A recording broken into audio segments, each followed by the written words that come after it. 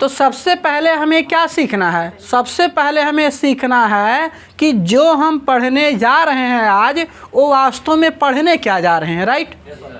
तो आपको मालूम होगा कि जो फर्स्ट फ्लाइट, क्या, तो बुक जो हमारा है उसका क्या नाम है? First flight.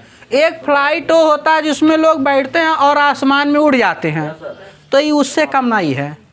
इस पे भी आप बैठेंगे माइंड से, हाँ नहीं तो किताब पे हम बैठ जाएंगे जाई के, अब उड़ाओ हमको, तो माइंड से आप बैठेंगे तो उसके बाद एक एक चैप्टर करके आप जो है उड़ान भरते जाएंगे। यस है नो? तो जो फर्स्ट फ्लाइट हमारा है, इसमें जो फर्स्ट फ्लाइट के अंतर्गत हम लोग किसका स्टडी करेंगे? स्टडी एट घर पे। किसका स्टडी करेंगे? तो स्टडी तो करेंगे लेकिन स्टडी एट घर पे चैनल पे करेंगे। अब यहाँ पर पोएट्री क्या लिखा? पोएट्री। पोएट्री माने कितने लोग जानते हैं? पोएट्री का मतलब होता है पद्य। क्या होता है? थोड़ा ध्यान देना, POETRY। पोएट्री का मतलब होता है बाबू क्या? पद्य। पोएट्री मीन्स क्या? पद्य होता है। पोएट्री से ही जो आप देखते हैं ये जो ऐसे 4 लाइन का कविता आता है, या जैसे हमने देखा यहाँ लिखा है, तो एक प्रकार का क्या है? पोएट्री है, लेकिन इस पद्य को हम क्या बोलते हैं? स्टैंजा। STANZA। स्टैंजा क्या बोलते हैं? स्टैंजा माने? स्टैंजा माने क्या? पद्यांश। क्या बोलते हैं? पद्य का एक अंश होता है। पोएट्री का नाम क्या है? पोयम जो हमारा है वो क्या है? Dust of snow. जो पोयम हमारा है उसका क्या नाम है? Dust of snow. यस या नो? और आपको पता लगा जो पोयम है वो किताब जो हमारा फर्स्ट फ्लाइट है उसमें जो एक पार्ट है पोएट्री का। पोएट्री का मतलब पद्य, और पोएट्री में ही हमारा ये जो लिखा है यहाँ पर, the way a crow shook down on me the dust of snow from a hemlock tree, right? तो ये जो दोस्तों लिखा हुआ है स्टैंजा, इसको बोलते हैं 4 लाइन का, इसे क्या बोलते हैं? स्टैंजा। दूसरा और क्या नाम होता है कि पोएट्री के अंतर्गत ही हम पढ़ते हैं, जिसको हम और नॉर्मली भाषा में क्या? पोएम बोलते हैं। पोएम का मतलब क्या होता है? कविता। क्या? कविता। क्या बोलेंगे? कविता नहीं बोलेंगे। अगर आप क्या बोल रहे हो? अगर आप कविता बोल रहे हो तो ओठ ऐसे चिपक जाएगा, तो ओठ चिपक गया मतलब कविता। गांव में तमाम लोगों का नाम कविता होता है, बहुत सुंदर लड़की होती है, लेकिन उसको बेचारी को एकदम लोल बना के रखते हैं। लोल माने येलो यल। तो कविता को बोलेंगे कबूतरी। कबूतरी है नाम, इतना सुंदर कविता, और बुलाते हैं कबूतरी। तो कविता होता है पोएम माने, और जो पोएम को लिखता है, किसको? जो पोएम को लिखता है उसको क्या बोलते हैं? पोएट। पोएट का मतलब क्या हो गया? कवि। क्या? कवि। और अगर मान लो कवि क्या है? कॉमन नाउन के रूप में होता है। जैसे कहते हैं कि फलाने के बिटिया जौन ब्याह वो बहुत बड़ी पोएट बन गया बा, तो वहाँ पोएट माने मेल और फीमेल दोनों के लिए यूज़ किया जाता है कि फलाने बाबू बहुत बड़े पोएट हैं, राइट? तो कवि हैं। तो कवि शब्द जो है आपका क्या है? वो कॉमन में होता है, लेकिन जब अलग अलग डिसाइड करना हो मेल या फीमेल तो उसके लिए पोएट माने कवि, लेकिन इसको हम क्या बोलते हैं? पोएटिस। क्या? पोएटिस माने क्या होता है? कवित्री। क्या लेंगे? कवित्री। देखो कवित्री लिखते हैं ना कि कवित्री लिखते हैं। क्या लिखते हैं? कवित्री लिखते हैं ना कि कवित्री लिखते हैं। हिंदी में भी आप देखेंगे कवित्री को जो है जब कहा जाएगा कि चलो कवि और कवित्री लिखो, तो लिखेंगे कवित्री। क्या लिखेंगे? कवित्री। जिसे गांव बोलते हैं कविता, इतना सुंदर नाम है, कबूतरी बोलेंगे। यहाँ पर कवि की जो है और कवित्री लिखते हैं, क्या बोलते हैं? कवित्री। तो यहाँ पर आपको पता लगा कि ये हमारा क्या है? पोएट और पोएटिस। फिर इसके बाद आपको पता लगा कि स्टैंजा। क्या? स्टैंजा मतलब पद्यांश। आपने देखा राइम, RHYME, राइम। राइम का मतलब क्या होता है?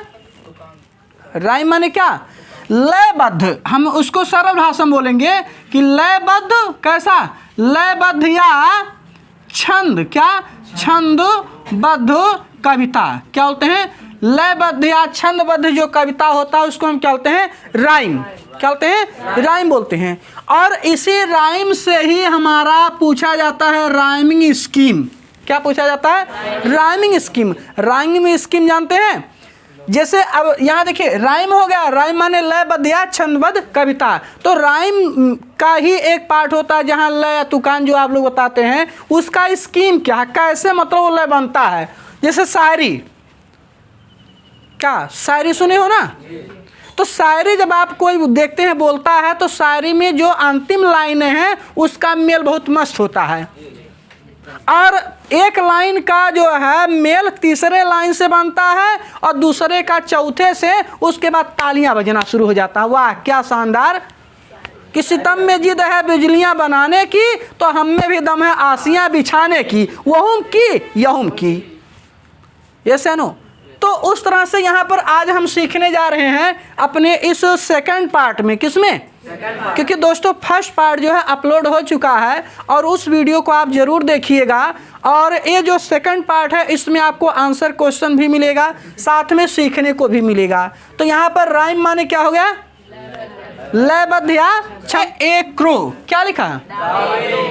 तो दा वे अक्रो, यहाँ पर क्रो में आप देख रहे हैं क्या लिखा है? CROW crow. क्या लिखा है? CROW crow. और दूसरे लाइन में ए मान लीजिए आपका क्या हो गया? ए फर्स्ट पंक्ति होगी, फर्स्ट लाइन हो गया ना। सेकंड लाइन में आपने देखा यहाँ पर लिखा है मी। क्या लिखा है? मी। क्लियर? थर्ड में आपका लिखा है स्नो। क्या लिखा है? तीसरी लाइन में क्या लिखा है?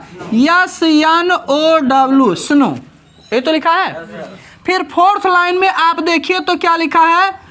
क्या लिखा है? ट्री। क्या लिखा है? TREE tree. फिर आप देखिए यहाँ पर फिर से जो दूसरा स्टैंजा हमारा है, कौन सा है? दूसरा स्टैंजा में आप देखिए लिखा has given my heart a change of mood and saved some part of a day I had read. अगर आप यहाँ देखो तो पांचवी पंक्ति है ना, पांचवी पंक्ति में आपको क्या मिल रहा है? ART, यानी यहाँ आपने देखा HEART हार्ट। यस है नो। छठवीं पंक्ति में क्या आपने देखा? 6 में क्या आपने देखा? मूड। क्या देखा आपने? मूड। सातवीं लाइन में आपने क्या देखा? PART part, right. आठवीं लाइन में आपने क्या देखा? RUD, RU और ED RUD, राइट। तो अब दोस्तों आपको ये हम बताना चाहेंगे कि अभी जो आपको सीखना है वास्तव में दो चीजें। एक तो आपको दिया जाता है इन पे कितने, आपने इन शब्दों को जब अच्छे से देखा तो आप बताइए अंतिम में क्या क्या मिला? क्रो मिला, क्रो के बाद मी, फिर snow, tree, heart, mood, part और रूड, राइट। तो ये हमारा जैसे जो है जब आता है कि क्या आता है कि पिक, क्या बोलेंगे? पिक आउट द, क्या लिखेंगे? Pick out the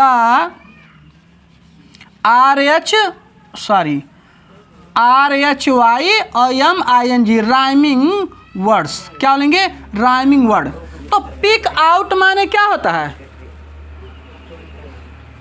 pick out माने छांटना। क्या करना?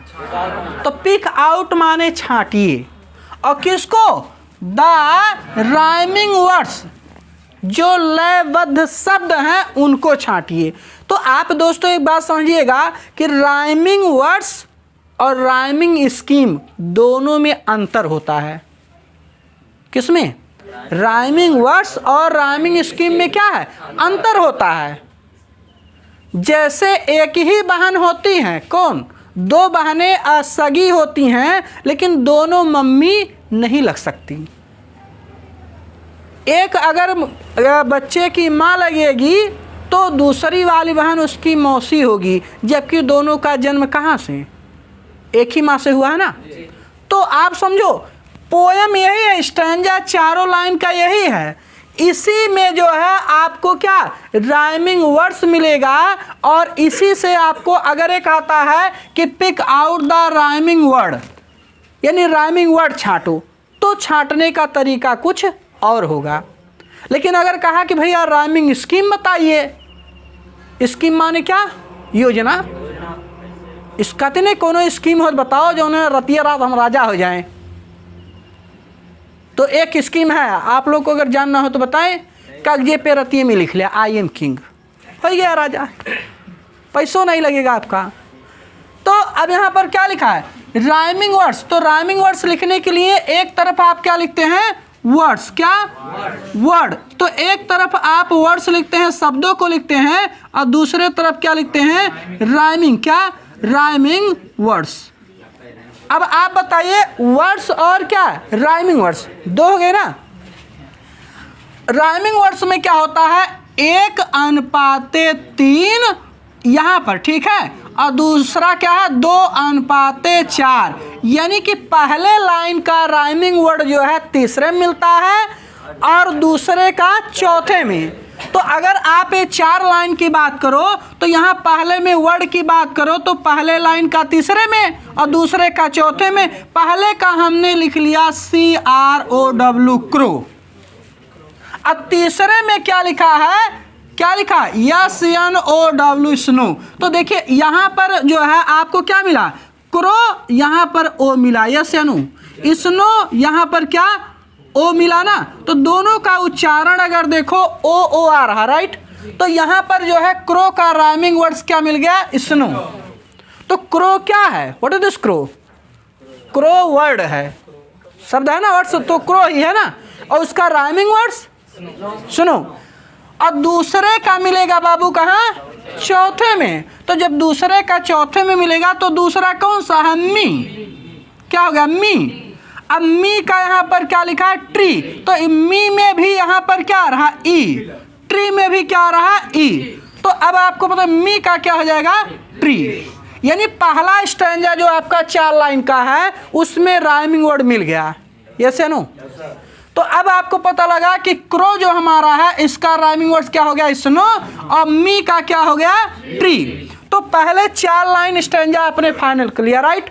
तो ऐसे बस ध्यान से देखो मत दोस्तों, कम से कम अगर वीडियो आपको पसंद आ रहा होगा तो इसको जो है क्या करिए, बड़े प्यार से देखिए, और चैनल पे पहली बार अगर आए हैं तो सब्सक्राइब करिए और अपने दोस्तों में ज़रूर शेयर करिए, क्योंकि बड़े परिश्रम से बनता है और आप लोगों के लिए बनता है। कुछ जिम्मेदारी आपकी भी है और कुछ हमारी है, जिसके लिए हम आपका लाइक और जो है शेयर करना उत्साह बढ़ाएगा।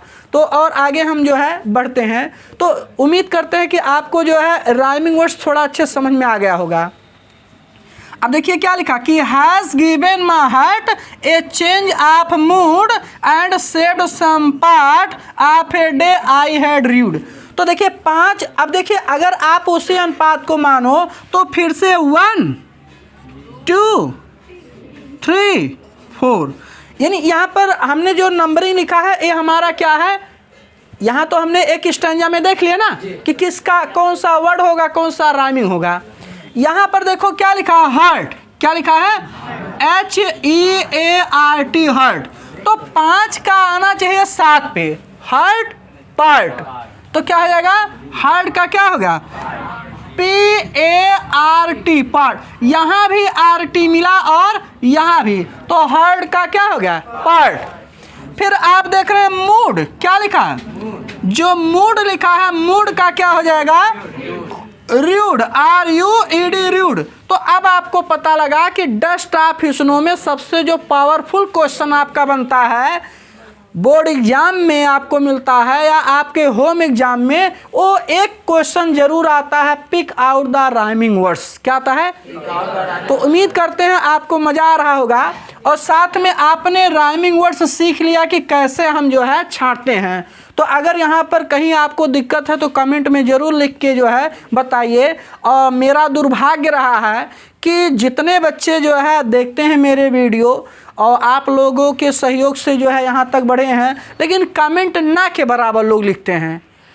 वीडियो पूरा देख लेंगे लेकिन कमेंट में अपनी प्रॉब्लम भी कभी नहीं लिखते हैं। तो आप ज़रूर लिखिए, इससे थोड़ा सा हमें भी जो है अपने आप में रिफॉर्म करने में जो है हेल्प मिलेगा और आपकी समस्या समझने